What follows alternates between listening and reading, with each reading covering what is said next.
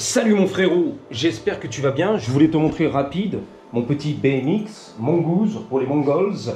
Donc j'ai commandé, au cas où tu n'es pas au courant, un levier gauche ici, rouge anodisé de même marque, Giacompe, qui va permettre d'installer un frein avant sur eBay, plus bien sûr le frein avant rouge anodisé en forme de fer à cheval qui va pincer la jante à l'avant et c'est magnifique. Tout ça pour à peu près 80 boules sur eBay.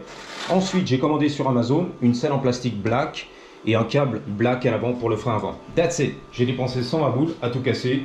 Je me suis fait un petit tuning, sans trop dépenser, tu vois. Ce que je voulais te raconter, un petit détail pour développer, si tu me le permets, on fait des peines, c'est qu'en fait le statut d'alien, ici aux États-Unis, tu connais le statut d'extraterrestre, ne s'applique pas qu'aux immigrés sans papier. Les papires, los papeles, on est où?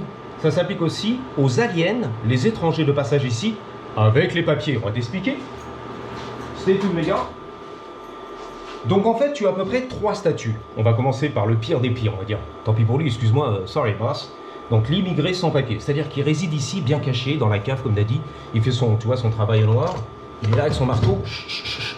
On fait les dollars, les dineros. Chut, chut, chut. Je fais du pognon. Je suis immigré. Chut. On dit rien à personne, ok? Le gouvernement n'est pas au courant. Donc là, tu as un alien, un extraterrestre, qui plus est 100% illégal, sans papier, les gars. Donc ça s'adresse à ces gens-là, c'est sûr pour sûr, les aliens immigrés, sans documents, sans papier, ok? Ensuite, tu as l'alien qui est là, c'est toujours un alien, hein. Il n'est pas américain, la preuve, il n'a pas ses papiers, tu vois, de nationalité américaine. Il n'est pas né ici, il n'est pas sorti du vagina, tu seras américain, ah bah oui, de naissance, ou alors naturalisé. Donc, c'est un alien, un extraterrestre, avec cette fois-ci les documents. Quel document? Eh bien, on va dire le visa du touriste qui est passé par là. Un jour, je serai un grand de ce game, un shérif de la police de Los Angeles, et je roulerai en croûne, en croûne. C'est fait plaisir le mec.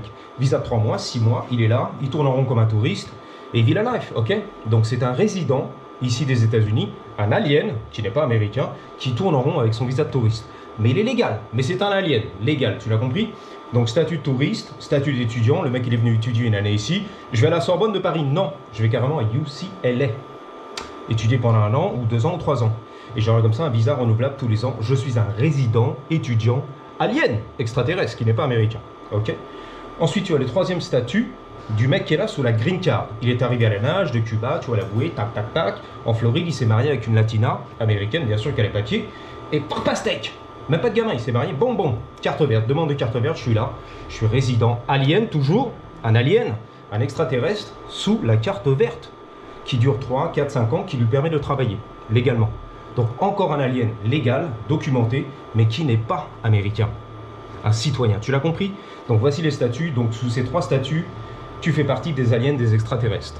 Illégaux, 100% légal, visa touriste, ou visa de travail, ou, bien sûr, carte verte. Le jour où tu arrives à obtenir the citizenship, c'est-à-dire la citoyenneté naturalisée, là c'est beau. On te retire le statut d'alien. Tu n'es plus un extraterrestre. Tu es, je t'écoute, un Américain. Ah oui, comme Daddy aux États-Unis, qui est maintenant nationalisé, naturalisé, américain. Qui n'est pas sorti du vagina, ok? J'ai pas eu le papier américain grâce au vagin, mais je les ai eus grâce à la carte verte et je suis passé en citoyen américain. J'ai fait la demande de naturalisation. Par contre, c'est pas tout le monde qui le fait. Il y a des gens qui restent sous le statut d'alien, carte verte pendant 10 ans, 5 ans, 20 ans, jusqu'à qu'ils crèvent. Je ne serai jamais un Américain. Je serai toujours un alien, un extraterrestre sous la carte verte. Et je fais du business ici aux États-Unis.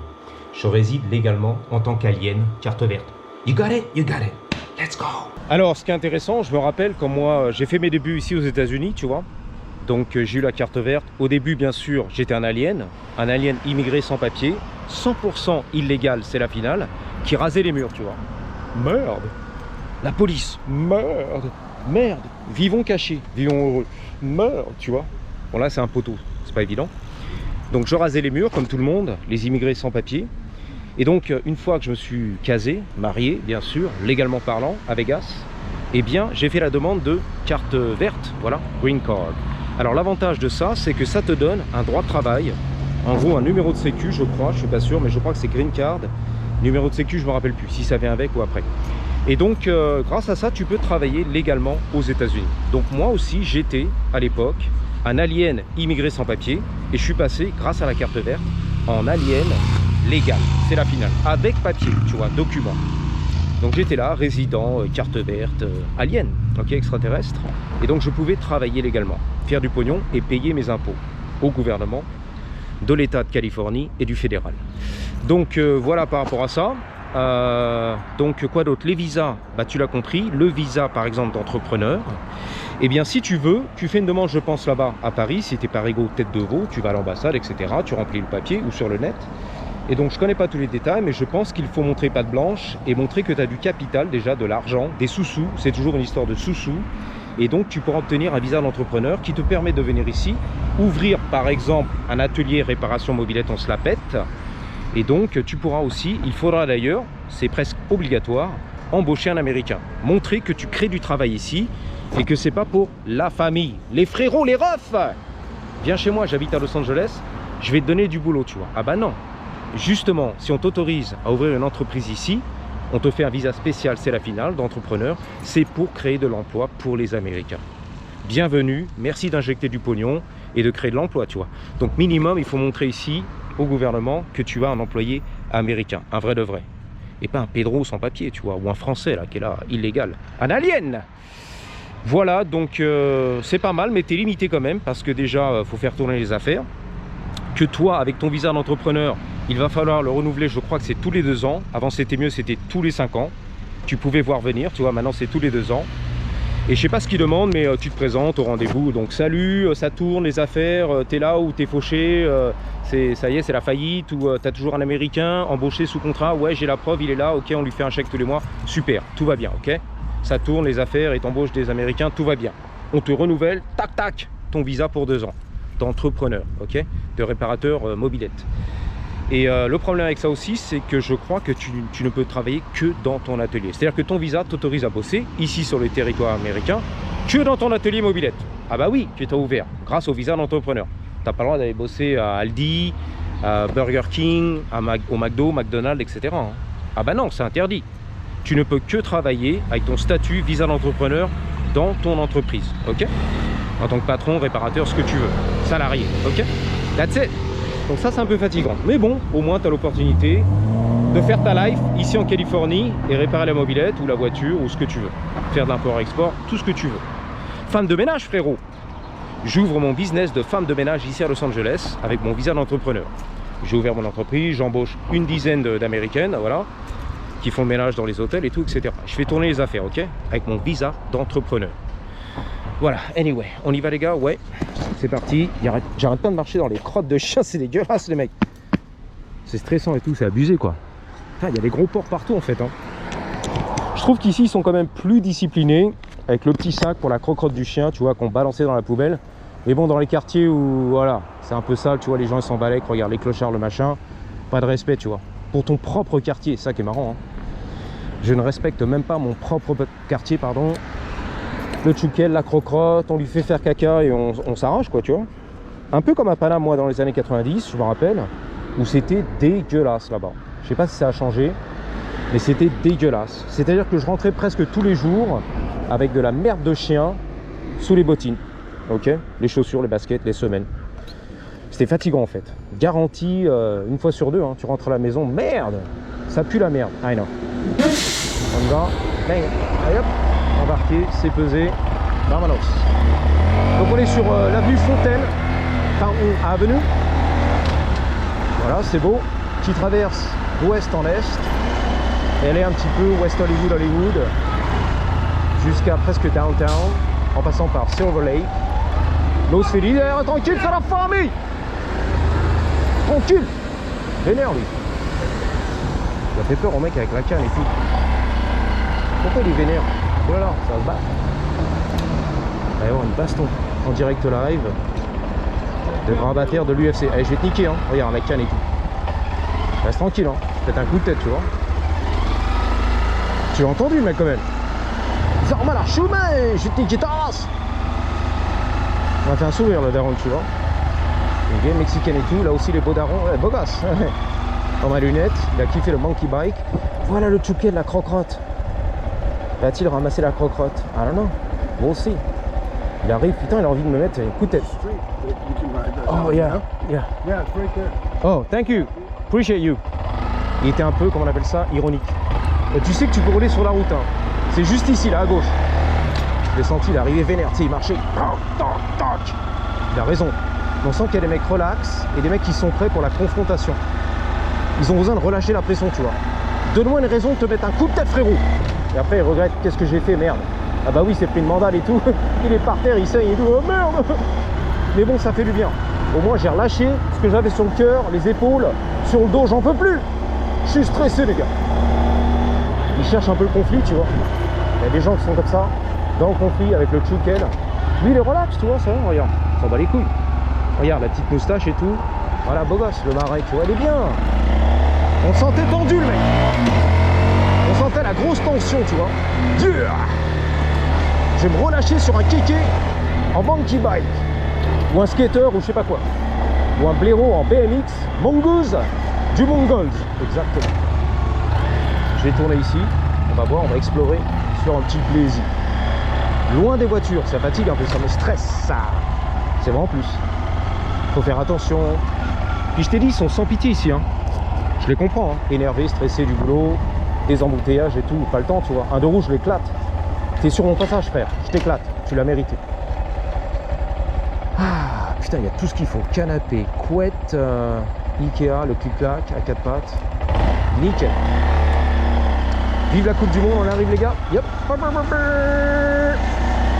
On va faire ce qu'on appelle du represent. Bien représenter la ville de Los Angeles pour tous les touristes internationaux. C'est la finale internationale. Tranquille. Les écureuils et tout. Oh là là, il a la Milwaukee, il réparait le rétro. Vas-y, grand.